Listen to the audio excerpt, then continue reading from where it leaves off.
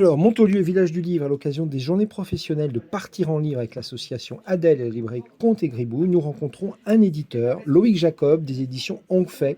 Édition Onfay qui se trouve, Loïc, dans le Val-de-Loire, c'est bien ça, C'est ça, à à Amboise. Amboise. Vous êtes un Amboisin.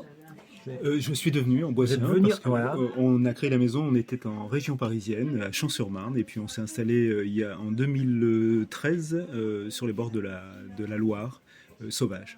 Et c'est une maison d'édition qui a été créée en 2007, hein, je crois, c'est C'est ça, ça? une maison qui est dans sa 18e année et qu'on a créée tous les deux avec Chun Lianghie, qui est donc de culture taïwanaise, née à Taïwan, de culture chinoise, et avec qui, il y a 18 ans, on a décidé de créer une maison d'édition dans laquelle on ferait résonner le principe de la rencontre de culture.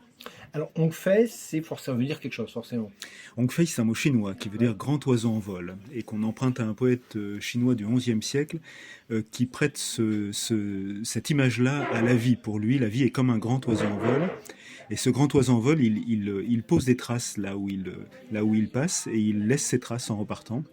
Elles appartiennent à ceux qui les lisent.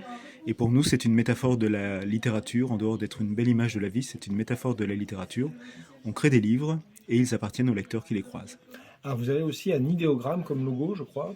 Oui, qui représente, alors sous la forme d'un ancien sceau chinois, il est rouge, donc comme une encre rouge chinoise, et il reprend l'une des plus anciennes représentations de l'oiseau dans l'écriture chinoise.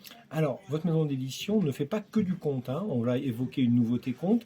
Votre ligne éditoriale que vous avez précisée, c'est autour de l'altérité et c'est pour des enfants de 7 à 12 ans à peu près, je crois, c'est Alors, ça? on crée des albums pour les bébés à Bébé partir même. de, Ah de, ouais, de zéro, hein, ouais. qu'on peut lire, et même avant les naissances. On lit aujourd'hui à des bébés qui ne sont pas encore nés.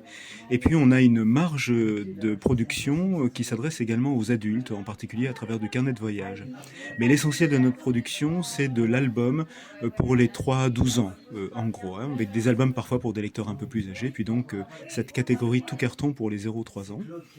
Et donc, c'est une maison qui a voulu travailler pas tant sur l'altérité que sur l'expérience de l'altérité. Donc C'est-à-dire, alors, pas ce qui ouais. nous, pas ce qui, pardon, pas ce que je regarde et ce que je vois de différent chez l'autre, mais ce que l'autre me fait quand je suis en train de marcher avec lui et qu'il me parle à sa façon et que ça me bouscule, ça me change probablement un peu, mais autant que moi je le change quand je lui parle à ma façon.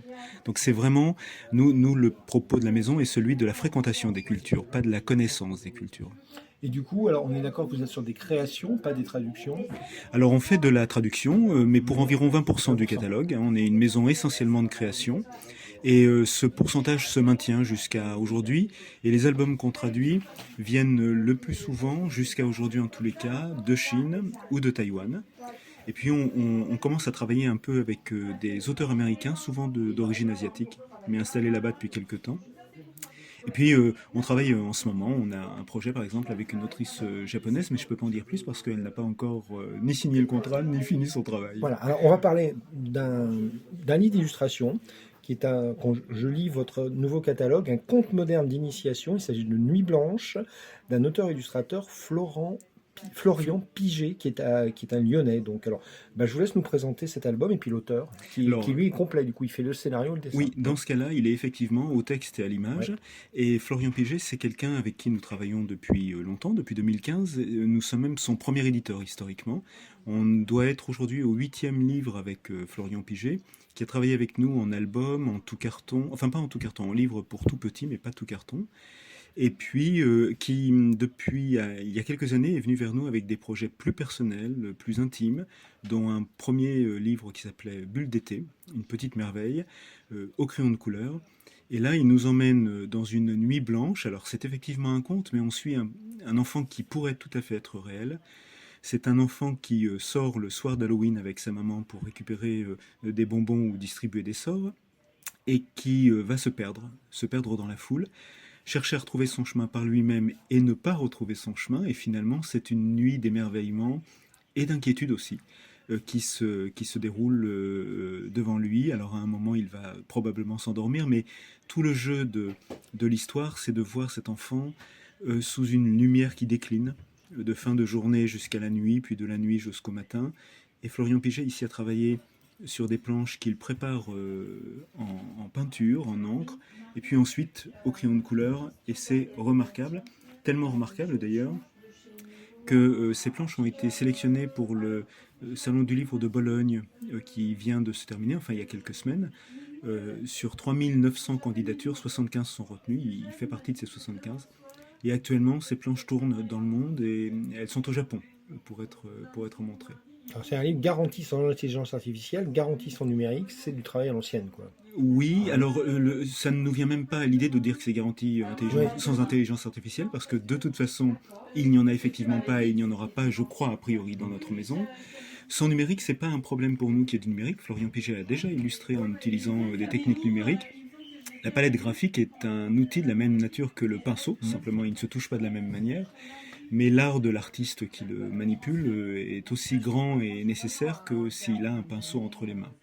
Simplement, il a moins de remords possibles quand il a un pinceau que quand Ouais. il a une palette Ouais. numérique. Il peut revenir et retravailler très longtemps sur les choses. Et puis là, apparemment, on a des beaux originaux qu'on peut montrer dans des salons, et c'est quand même pas rien pour notre visibilité, quand même. Ouais, ce sont Voilà. des originaux Voilà. qui seront exposés. C'est un travail alors qui, de fait, rend une difficulté supplémentaire pour la production du livre, puisqu'il faut s'occuper d'eux d'une manière particulière. Le crayon de couleur est très difficile à reproduire en impression. Mm. Donc on doit passer par un photograveur avec qui on travaille régulièrement, et puis ensuite un travail de maquettage du livre qui se fait avec une graphiste avec qui on travaille depuis 12 ans, Alice Nussbaum, qui est une amie chère de la maison et à qui il faut toujours rendre hommage parce que le travail invisible des graphistes est Oui, une tout à nécessité fait. Ouais, pour voilà. pour que les lecteurs soient bien et heureux dans les livres. Alors, la fabrication de cet album, j'imagine qu'on est au-delà des 1 an classiques, là, du coup. Alors c'est même beaucoup plus Mm. qu'au-delà d'un an puisqu'il était censé sortir l'année dernière, enfin il était censé sortir en 2024 pour la période d'Halloween et on a dû le repousser d'un an parce que Florian a travaillé, ses planches ont mis plus de temps à être réalisées et donc un livre comme ça sans dire qu'il est pour la soirée d'Halloween, a un contexte de Mm. commercialisation qui lui est profitable à ce moment-là, donc il faut le repousser jusqu'à ce moment-là. Bien sûr. Mais il vient de finir ses planches, c'est tout récent. Voilà, bah écoutez, donc on va rappeler le titre, c'est Nuit Blanche de Florian Piget aux éditions Hongface, donc sorti au mois de... Au mois d'octobre, je ne sais plus, le 7 ou le 3 octobre, je crois. Voilà. Pour les gens qui veulent découvrir votre catalogue, alors vous avez combien de nouveautés par an? Une dizaine de nouveautés par an depuis une dizaine d'années maintenant, de manière très régulière. Et ces livres sont à découvrir sur notre site internet, sur notre page Instagram, sur Facebook. Et on peut s'inscrire à une newsletter non envahissante, une par mois. Très bien. Et c'est donc le site, c'est hongfei.com. Hongfei-culture avec un s.com. Voilà. Le nom complet de la maison, c'est Hongfei Culture avec un s. Avec un S, voilà. Bon, bah écoutez, Loïc Jacob, merci beaucoup. On rappelle que vous étiez l'invité de Partir en Livre organisé par la librairie Comte et Gribouille en 2025 au Village du Livre, Montaulieu, Village des Arts. Merci. Avec plaisir, merci. Voilà. Bah, ça fait une petite trace parce que moi j'essaye de... Il se passe des trucs quand même, mais c'est... Ouais.